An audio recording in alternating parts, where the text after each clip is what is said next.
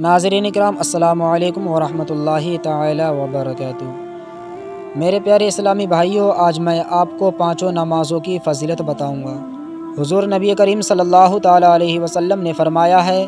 کہ جب نماز کا وقت آتا ہے تو ایک فرشتہ اعلان کرتا ہے کہ آدم کی اولاد اٹھو اور جہنم کی آگ بجھا لو، جس کو تم نے گناہوں کی وجہ سے اپنے اوپر جلانا شروع کر دیا ہے۔ تو ایماندار لوگ اٹھتے ہیں، وضو کرتے ہیں اور ظہر کی نماز پڑھتے ہیں، جس کی وجہ سے ان کے صبح سے ظہر تک کے گناہوں کی مغفرت کر دی جاتی ہے۔ اسی طرح سے پھر عصر کے وقت، یہاں تک کہ ہر نماز کے بعد یہی صورت ہوتی ہے۔ عشاء کے بعد لوگ سونے میں مصروف ہو جاتے ہیں، اس کے بعد کچھ لوگ برائیوں کی طرف چل دیتے ہیں، جیسے کہ زناکاری، بدکاری، چوری وغیرہ کی طرف چل دیتے ہیں، اور کچھ لوگ بھلائی کی طرف چل دیتے ہیں، جیسے کہ نماز، وظیفہ، ذکر وغیرہ کی طرف چل دیتے ہیں۔ تو ایسے لوگوں کے لیے اللہ رب العزت کا بہت بڑا انعام ہے۔ حضرت ابو ہریرہ رضی اللہ تعالیٰ عنہ سے روایت ہے کہ رسول کریم صلی اللہ تعالیٰ علیہ وسلم نے ارشاد فرمایا، تم لوگوں کے درمیان دن اور رات کے فرشتے باری باری سے آتے ہیں،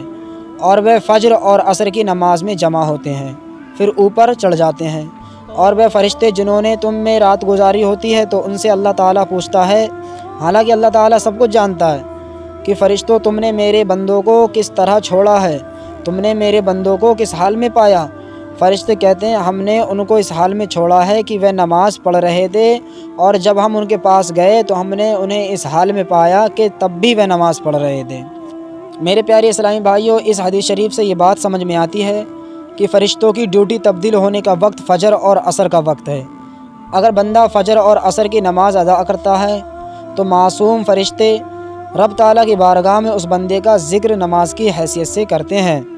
تو اللہ تعالیٰ اپنے بندے کو سجدے میں ہونے کا سن کر خوش ہوتا ہے، اور جب وہ خوش ہو جائے تو یقیناً اپنی رحمتوں سے مالا مال کر دیتا ہے۔ فجر اور عصر کا وقت جو نہایت ہی اہم ہے،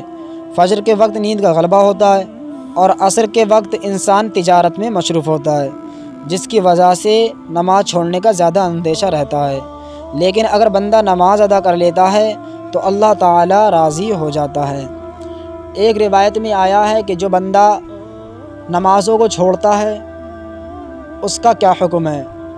ایک روایت میں اس کا یہ حکم آیا ہے کہ جو بندہ فجر کی نماز چھوڑے تو اس کے چہرے کی رونق ختم ہو جاتی ہے، اور ظہر کی نماز چھوڑنے سے رزق میں برکت ختم ہو جاتی ہے، عصر کی نماز چھوڑنے سے تندرستی ختم ہو جاتی ہے، مغرب کی نماز چھوڑنے سے اولاد نافرمان ہوتی ہے، عشاء کی نماز چھوڑنے سے نیند کی راحت ختم ہو جاتی ہے۔ اللہ رب العزت نے قرآن مجید میں بھی نماز کی بہت سی فضیلتیں دی ہیں۔ اللہ رب العزت نے قرآن مجید میں ارشاد فرمایا ہے، ان الصلاۃ تنہی عن الفحشاء والمنکر، بے شک نماز ہر طرح کی بے حیائی اور بری باتوں سے روکتی ہے۔ تو میرے بھائیوں، زیادہ سے زیادہ نماز پنجگانہ کی پابندی کیجیے،